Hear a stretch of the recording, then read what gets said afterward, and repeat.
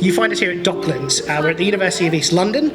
Could you tell us a little bit about the vision? So, how did this space come about? So this was a former business centre, and it was functioning as a successful business in its own right, but it didn't really connect with the industry or community. So the university had a vision, okay, what could we do to actually reshape this building and set a new approach? And the kind of essence of that is around co-creation and collaboration. Bringing our schools, which are quite vast, from architects through to fashion, through to student enterprise elements, to bring them together, but then open that to industry. We're programming activities with community in mind, and very much on an industry focus to develop new skills pathways. So under that, we've got 3 key themes: sustainable cities, sustainable data and tech, and sustainable creatives.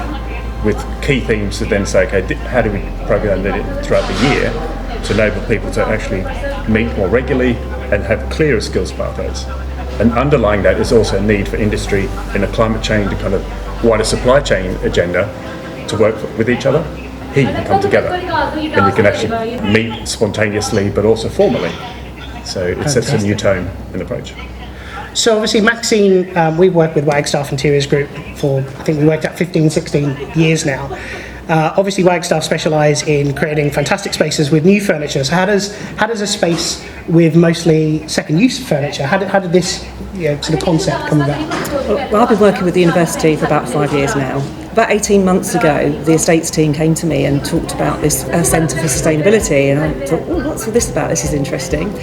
Met with BPR Architects, and they gave me the brief of the 3 floors that they were looking at furnishing, and we looked at second life furniture. The natural thing was to talk to Waste to Wonder, and you engaged with myself and the university, and just amazed us with the amount of quality second life furniture that you could bring into the space.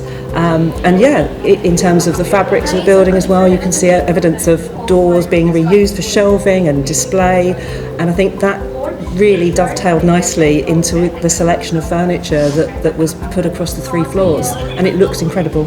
It looks amazing. For us, it's quite exciting. So we've obviously been doing the School in a Box programme for 21 years.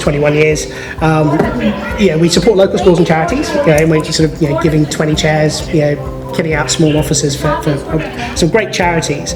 But the scale of this, I think, is it's phenomenal. It's absolutely, so I've been sort of blown away by just how this is obviously an amalgamation of furniture that a large number of companies have decided they no longer need it. But to see so many of our clients now being able to potentially come down and see this space, the social impact, the environmental impact of reuse in London is fantastic. Staff and students collectively are really positive about the change and how it's all set out. We had containers coming through, the estates team, Lays, was looking into how does that puzzle unfold. And it was a really lovely exercise. We had this great furniture, and it's like, well, we could use that here in multiple places. And we've had students coming in actively for lunch. Staff are beginning to utilise the space. Everyone's commented how sharp and efficient and great the furniture looks, but it's also in terms of its function and quality. I think that's really key, so they see the longevity of it as well. It's not something we've just thrown in here that may not be here for long term. I think that comes across. It's really cohesive, even though it's all second life furniture. And as you say, it was a pick and mix when the container arrived. I love that term, pick and mix. It was, but I just think when you go across the different floors, all the different colours, they've just worked, the different levels of furniture, as you say, for collaboration, some of the meeting spaces for businesses and things. I think it's fabulous. Styles and various things are all different. And sizable enough that we can use them in different ways. I think the layout, especially upstairs as well, where you've got and here as well, but where you've got the collaborative space, it's inviting people to come in and use the space and to share and foster and promote good ideas, which obviously is what the university is all about. You mentioned the collaborations, or the hope for collaborations with industry and with businesses. So have you got some plans in place for that at the moment? We've got early plans in place already. So we've got corporate plans, for example, on a platform level with Siemens here. So we're measuring all the energy and performance across our estate, in particular this building. but we're also working with our schools in terms of the social impact and what are the partnerships we can have with local community groups. So we've got strong connections and partnerships with the Newham Chamber of Commerce, Newham Council, but also the Royal Docks area. So we're in a regeneration area. We've got a really important role for the future skills.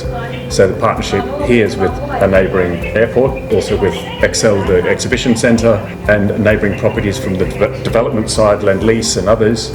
And how do we share that sustainability side as well? We've had meetings already here to establish that relationship. One of the things I really liked as well is you've got some spaces for startup businesses, for social enterprises. Yeah, social enterprises, as you speak to more people around here, there's a real interest, and that's given also our desire to have a local impact. And we've engaged with, I would say, the early start stages of partners in that space, from a local community shop in Newham who shares and has a studio space. We're looking at collaboration in terms of sharing their products, but also their skills and training, because it's not just about the spaces we have or the skills pathways, it's actually the partnership to getting future jobs. If you had an ask of large businesses, what do you think that ask would be? I would say key is to look beyond your financials. The financials are great. The carbon measuring is also great. If we honestly look how far our social impact goes in terms of not just employment but engagement, but it's not just a policy. It's a discussion and it's a collaboration, which is then a different partnership because it's a knowledge sharing piece. So we're not ticking boxes saying, great, we've got this amazing furniture, we've done our ESG job done. We need to be much more circular, and we need to really bring in those systems that can enable that, and you provide that system. A lot of people aren't aware of that. They think, okay, great, I want something new, I know it's going to work. But actually, if you were honestly looking at that, you could repurpose something, you could actually redress things, and you could actually have a much longer lifespan, but also it's more costly effective. Fantastic. I'll slightly rephrase yours, Maxine, because I know Wagstaff have really embraced the circular economy piece, and obviously your focus is primarily on new product, but it's the innovations behind new product in terms of sustainability, which I think you guys are really starting to delve into. I mean, in university life, it's all about the student's experience, and I've a daughter myself. Sustainability, it's in their makeup now. It wasn't 20, 30 years ago in our makeup, and I think I'm really proud to be part of Wagstaff, who are thinking ahead. We have a sustainability lounge in our showroom. There's products in there that are made from hemp, wool, recycled yogurt pots, all of those sorts of things. What you've got here,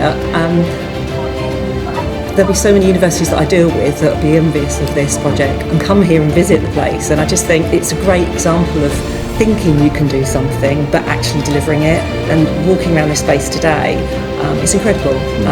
And I think telling them the story of how this has come about is really key. Everything we're sitting on and interacting with here would have maybe landed up in landfill. Yeah, I mean, statistically speaking, that's exactly where it would have ended up. And I think that ESG and sustainability are career paths that exist now that didn't exist 15, 20 years ago. Yeah, what better way to inspire someone who might be a future leader in that than the space they're learning that in is derived from that ethos as well.